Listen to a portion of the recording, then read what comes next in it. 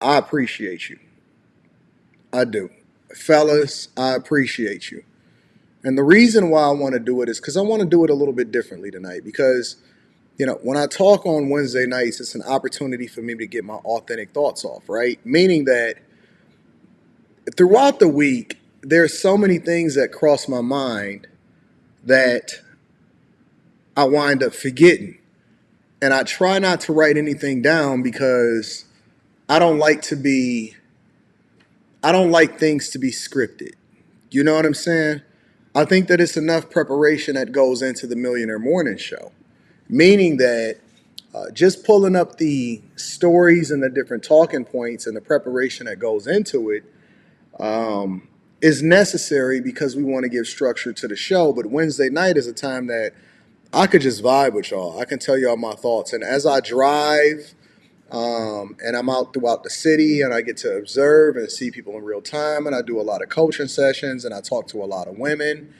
What people don't know about me is that I'm in the field a lot. So I get an opportunity to truly interact with a lot of people, and I run into a lot of people. It's people that run into me all throughout the city when I'm flying to y'all different states, and I go to different people's spaces and everywhere. I'm in the hoods, I'm in the good parts, I'm in the downtowns, I'm in the suburbs, and I get to actually feel and vibe with the people. I'm not one of these type of people that's inside.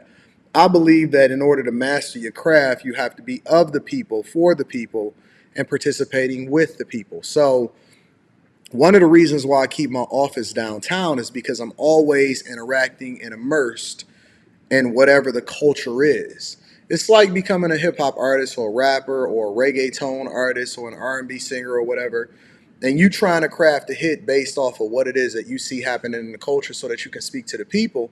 If you're not really there, if you're not in the strip clubs, if you're not out in the streets, if you're not seeing what's happening and touching the people and doing shows, you may come up with something that's dope, but you don't really speak to the heart, the soul of the people. And for me, the music that I've listened to throughout my history has always informed me, and that's why it's always so infectious, because the records that speak to me the most are the ones that really capture a period in time, because and it brings you back into a time where you were really outside, or it draws a memory into a space that you've been at that particular time, right? I could remember when certain songs come on the radio, it reminded me when I was driving and I was riding in a car and I was riding from that girl's house right after you got done doing whatever it was that y'all was doing, and y'all caught a moment, y'all caught a vibe, or maybe y'all was at the drive-in, or maybe you went to a certain restaurant, or a certain conversation happened, or you know what I'm saying? It's a song by Miguel called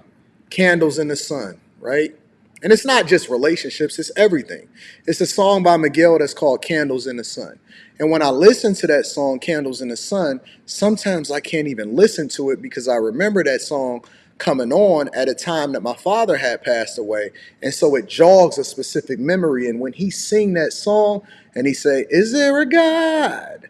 Is he watching?" You know what I'm saying? And he started talking and he's speaking, and it jogs a specific time in my life because that song resonated when I was actually trying to cope with a life-changing event. And so when you see these type of things or you hear these things, you know that these artists, in the time that they created it, was really in a space or a moment in their life where they was actually speaking to the soul of something. And that's why music is so infectious. That's why we listen to it. That's why it resonates with us. That's why it's nothing that we can do to get away from it, and it just becomes a part of the culture. And it's also incredibly responsible, or it's on the burden of responsibility is on the artist to truly actually live or be or resonate with whatever it is that the audience is actually speaking to, because it either has to be authentic or it has to capture a moment, because this is something that's going to live with people for the rest of their life, and then you become responsible for how it is that you resonate with them, right?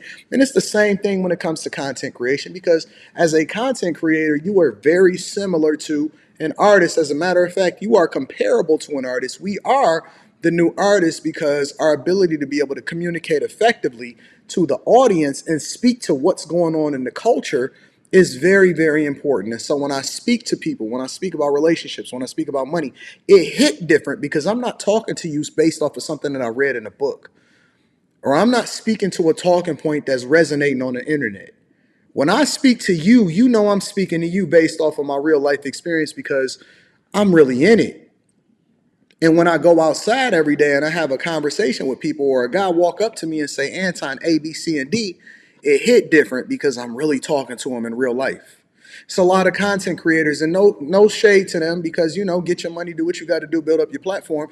But it's a lot of content creators that live their life on TikTok, meaning that they look at TikTok videos and that's how they're informed.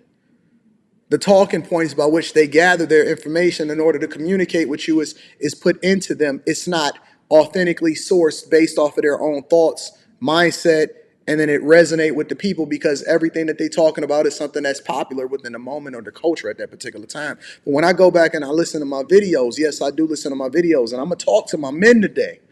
When I look at the video from last week, I watch my own content for my own inspiration because sometimes I don't even know what I'm going to say before I say it. When I jump on here on Wednesday night or when I authentically react to a video, I'm authentically looking at it for the first time that you seen me talk to it. I never watched it before I reacted to it. Or when I talked to you and when I talked about what it is that I talked about last week on Wednesday, it really spoke to you through me because that's what I was really feeling in my soul at that time because I understand the sentiment of a man when he's going through things, even if I'm not necessarily going through myself. I see it when this guy is absolutely broken because it resonates at a time in which I was broken myself. So I don't have to necessarily be going through what he's going through in order to understand what he's going through so that I could communicate it to you of why men are underappreciated, undervalued, and absolutely positively under attack. And because you've never been a man before, and I'm speaking to my ladies, and this is not a knock on you, this is just helping you and informing you of how it is that it's impossible for you to speak to the sentiment of a man because you could never understand what men go through. Even if I'm not going through what he going through at that moment, I can resonate with them because at a time in my life, we all of us, every last one of us as men, it is ordained for us to become men by going through it. And that's why you have to suffer before you get to it. And so I know how to show you a level of appreciation that a woman could never show you. It's unfortunate because the brotherhood of men, I'm gonna speak to you from my soul today, from my soul, from deep down in. I don't have no script. I don't have nothing that I'm speaking on. I'm just talking to you from my heart. Even when men, and this is the thing that men crave the most, they don't even ask for nothing. We don't ask for nothing from anybody. And if you talk to most men, you can never say all, you can't even see all women, but you speak to the majority, not the minority. When you talk to any man, and you ask him what he want, even if he just got done having a conversation with a woman and asking her what she brings to the table, most of the time it's two things that he want. I'm talking about the top two. It could be 10 different things that he's looking for, but it's two things that men that have been in a marriage relationship or live with a woman and is participating in some sort of situationship with her that has a level of experience. I'm not talking about a guy that just got out of high school. I'm not talking about a guy that just got his first girlfriend. I'm talking about a man that understands what it is that he wants from himself because he's truly in his purpose. You know what it is? Peace, and appreciation.